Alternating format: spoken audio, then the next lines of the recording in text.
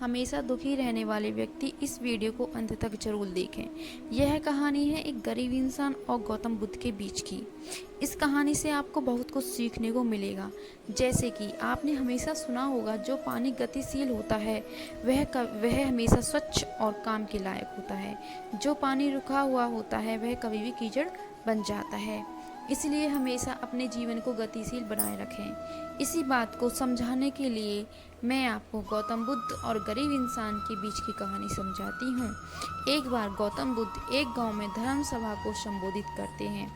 उस गांव के लोग अपनी अपनी समस्याओं को लेकर भगवान के पास जाते हैं और गौतम बुद्ध उन समस्याओं का निवारण करते हैं। लोग खुशी खुशी अपने घर को लौट जाते हैं। उसी गांव में एक गरीब व्यक्ति सड़क के किनारे बैठा रहता है और धर्म सभा में जाने वाले लोगों को बड़े ध्यान से देखता है। उसे बड़ा आश्चर्य होता है कि लोग जब जाते हैं तो बहुत परेशान होते हैं, लेकिन जब वापस आते हैं तो बहुत प्रसन्न होते हैं। उसने सोचा, क्यों ना वह भी अपनी समस्याओं को लेकर गौतम बुद्ध के सम्मुख जाए। अपने मन में ऐसा विचार लिए वह महात्मा बुद्ध के पास पहुंचता है और वहां पहुंचकर उसने देखा होता है कि लोग पंक्तिबद्ध होकर खड़े होते हैं और अपनी अपनी समस्याओं गौतम बुद्ध को बताते हैं। गौतम बुद्ध मुस्कुराते हुए उन समस्याओं का निवारण करते हैं। जब उस व्यक्ति का नंबर आता है तब वह व्यक्ति सबसे पहले महात्मा बुद्ध को प्रणाम करता है और पूछता है, भगवान, इस गांव में जितने भी लोग हैं वे सब धनवान और सुखी हैं, तो मैं अकेला ही निर्धन और दुखी क्यों हूँ?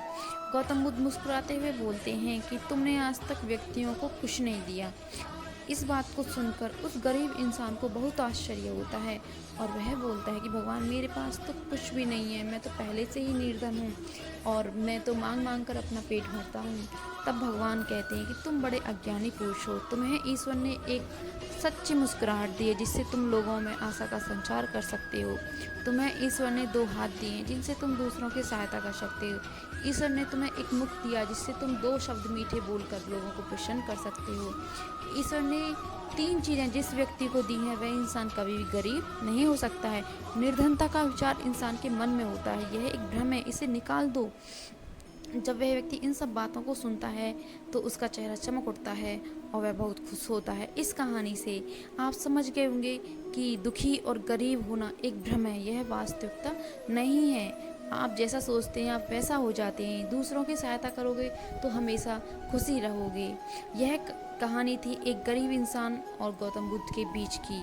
अगर आपको ऐसी ही सकारात्मक विचार वाली कहानियाँ अच्छी लगती हैं तो हमारे चैनल को सब्सक्राइब करें, लाइक करें एंड शेयर करें। धन्यवाद।